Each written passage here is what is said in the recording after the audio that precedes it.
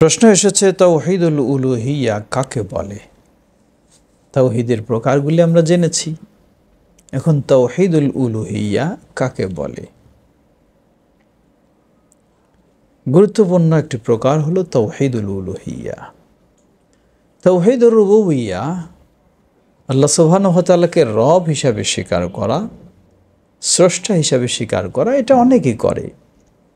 প্রতিমা পূজারী যারা রয়েছে, হিন্দু যারা রয়েছে, তারাও এই তাওহীদ স্বীকার করে, ইহুদিরাও করে, খ্রিস্টানেও করে, এমনকি মক্কার মুশরিক যারা ছিল তারাও করত, আল্লাহকে স্রষ্টা হিসাবে জানত।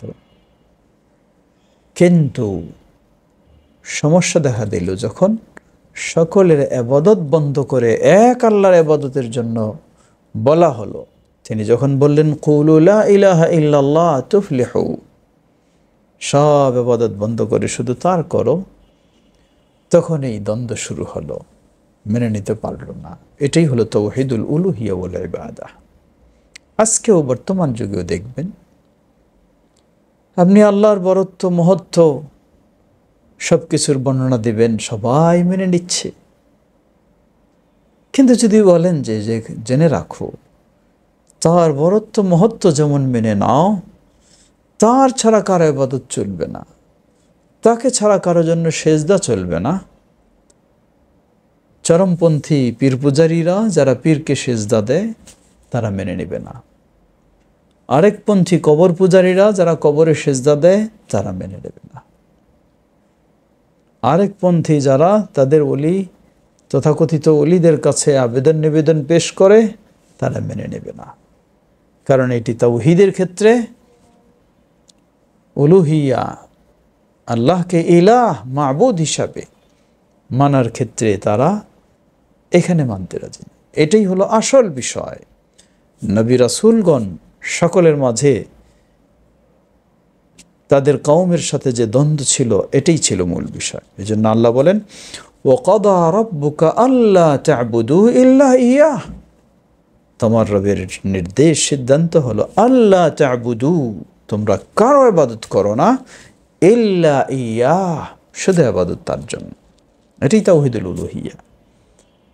এর মানে হলো ইবাদত শুধু আল্লাহর হবে এবং সকল প্রকার শিরক নিষিদ্ধ হয়ে যাবে। আল্লাহ বলেন ওয়া'বুদুল্লাহ ওয়া লা তুশরিকু বিহি শাইআ, ওয়া'বুদুল্লাহ, ইবাদত করো একমাত্র সেই আল্লাহর, তার সাথে কোনোভাবে শরীক স্থাপন করো না। আপনি আরেকজনের জন্য সেজদা দেবেন, এর চেয়ে বড় শিরক তো আর কিছু হতে পারে না।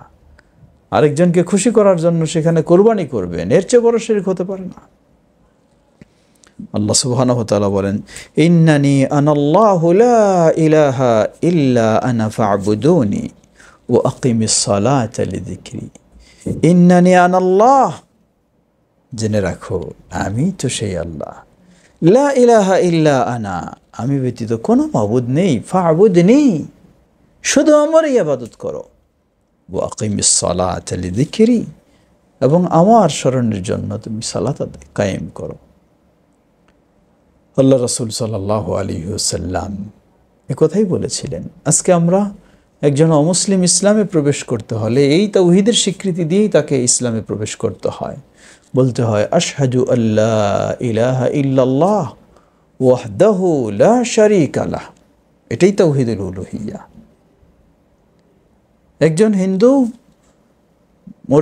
প্রতিমা পূজারী, সে ভগবান বা আল্লাহ বলে বিশ্বাস করে স্রষ্টা হিসাবে, এটাই তাকে ইসলামে প্রবেশ করায় না। ইসলামে প্রবেশ করতে হলে বলতে হবে আশহাদু আল্লা ইলাহা ইল্লাল্লাহু ওয়াহদাহু লা শারীকা লাহ। এটা ছাড়া ইসলামে প্রবেশ সম্ভব নয়। এজন্যই সকল নবী রাসূলদের এটাই ছিল মূল দাওয়াত। আল্লাহ রাব্বুল আলামিন বলেন ওয়ালাকাদ বাআথনা ফি কুল্লি উম্মাতির রাসূলা আন ইবুদুল্লাহ ওয়াজতানিবুত তাগুত, আমি সকল জাতির কাছে রাসূল প্রেরণ করেছি, তাদের মূল দাওয়াত ছিল দুটি। এক হলো আন ইবুদুল্লাহ, সকলের ইবাদত বাদ দিয়ে ইবাদত করতে হবে আল্লাহর, ওয়াজতানিবুত তাগুত, এবং সকল প্রকার তাগুত ও শিরক কুফর থেকে বিরত থাকতে হবে। এটাই হচ্ছে তাওহীদুল উলুহিয়া। সুতরাং তাওহীদের মূল বিষয়টাই হলো তাওহীদুল উলুহিয়া। একজন মানুষ আল্লাহকে রব হিসাবে, স্রষ্টা হিসাবে সহজেই মানতে পারে, কিন্তু ইবাদতের ক্ষেত্রে সে সহজে পারে না। এজন্যই সকল নবী রাসূলদের মূল বিষয় ছিল তাওহীদ উলুহিয়া। আমাদের প্রিয় নবী এটা দিয়ে শুরু করলেন, কুলু লা ইলাহা ইল্লাল্লাহ তুফলিহু, এটা দিয়ে শুরু করলেন। সাহাবীদের নির্দেশ দিতেন, ফালিয়াকুন আউয়ালু মা তাদউহুম ইলাইহি আন ইউহিদুল্লাহ, সর্বপ্রথম তোমার দাওয়াতের বিষয় হবে তারা আল্লাহর তাওহীদ মেনে নেবে। আল্লাহ আমাদের সত্যিকারীভাবে তাওহীদ আল উলুহিয়া ভালোভাবে বোঝার এবং সেই অনুযায়ী আমাদের জীবনকে গড়ে তোলার তৌফিক দান করুন।